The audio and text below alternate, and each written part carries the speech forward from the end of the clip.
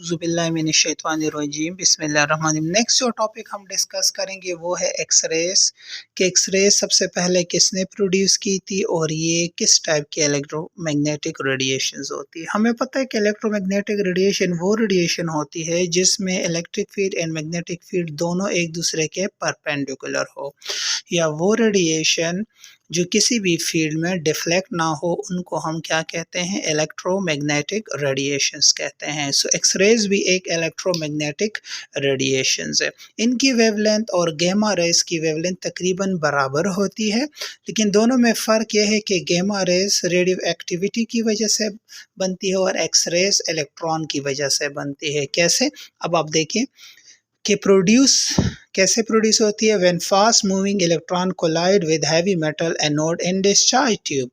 X ray सबसे पहले कहाँ प्रोड्यूस हुई, एक स्पेशल डिस्चार्ज ट्यूब में।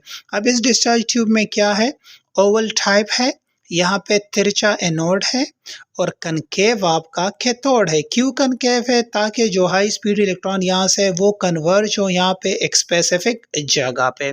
सबसे पहले एक्सरेस किसने प्रोड्यूस की थी, रॉन्टगेन ने 1895 में। ठीक है, अब इस ट्यूब एक स्पेशल ट्यूब होता है, इसमें एनोड इस तरह होता है, तिरछा होता है, कैथोड कनकेव टाइप होता है।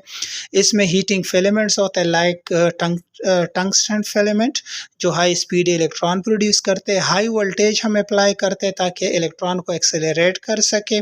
तकरीबन 50,000 तक वोल्ट होते हैं और प्रेशर यहाँ पे, अगर आप इलेक्ट्रॉन की डिस्कवरी या प्रोटॉन की डिस्कवरी देखें तो वहाँ पे प्रेशर 0.01 mm था। यहाँ पे उस प्रेशर को मज़ीद हम कम कर देते हैं, 0.001 mm पे कर देते हैं। अब इस रॉन्टगेन मेथड प्रोसेस में होता क्या है कि हाई वोल्टेज जब हम अप्लाई करते हैं तो कैथोड साइड से हाई स्पीड इलेक्ट्रॉन निकलते हैं और इस एनोड पे स्ट्राइक करते हैं। अब इनकी काइनेटिक एनर्जी ज़्यादा होती है। जब एनोड पे स्ट्राइक करते हैं तो ये काइनेटिक एनर्जी पोटेंशियल एनर्जी में कन्वर्ट हो जाती है एंड डिस्पर्स हो जाती है इन द फॉर्म ऑफ क्या, एक्स रेज। ठीक है, और ये एक्सरेज बेसिकली डिपेंड करती है टाइप ऑफ एनोड। तो कोशिश हम ये करते हैं कि हैवी मेटल का एनोड हम यूज़ करें। ठीक है, तो एल्युमिनियम से लेके गोल्ड तक हम तमाम मेटल्स तकरीबन 35-39 तक यूज़ कर सकते हैं। ठीक है, सो एक्सरेज बेसिकली इलेक्ट्रोमैग्नेटिक रेडिएशन है, हाई फ्रीक्वेंसी होती है। इनकी फ्रीक्वेंसी डिपेंड करती है नेचर ऑफ एनोड पे। ठीक है, वेवलेंथ तकरीबन इसकी 0.01 से लेके इस नैनोमीटर तक होती है। फ्रीक्वेंसी इतने 3 × 10⁻19 हर्ट्ज टू 3 × 10⁻16 हर्ट्ज। एनर्जी इनकी 100 इलेक्ट्रॉन वोल्ट से 100 किलो इलेक्ट्रॉन वोल्ट तक होती है।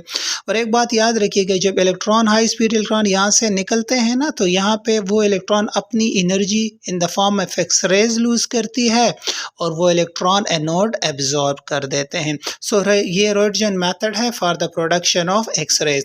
फिर इस एनोड में दो किस्म के फिनोमेनाज होते हैं। एक फिनोमेना ये होता है कि एनोड जब इलेक्ट्रॉन इस एनोड के साथ गुजरते हैं तो एनोड का न्यूक्लियाई उसको अपनी तरफ हाई स्पीड इलेक्ट्रॉन को अट्रैक्ट करते हैं, जिसकी वजह से इलेक्ट्रॉन की जो काइनेटिक एनर्जी है वो कम हो जाती है and convert into X-rays photon में कन्वर्ट हो जाती है। और दूसरे में यह है कि इस एनोड के इनर शेल में कैविटीज़ क्रिएट कर देती है। तो फिर अपर एनर्जी लेवल से जब इलेक्ट्रॉन नीचे आते हैं तो वो भी एक्सरेस प्रोड्यूस करते हैं। सो एक कंटिन्यूस एक्सरेज होती है जो डिफ्लेक्शन ऑफ न्यूक्लियाई से बनती है और दूसरी कैरेक्टरिस्टिक एक्सरेज होती है जो इनर शेल ट्रांजिशन से या कैविटी इन एनोड से बनती है, जो अगले लेक्चर में हम इंशाल्लाह डिस्कस करेंगे।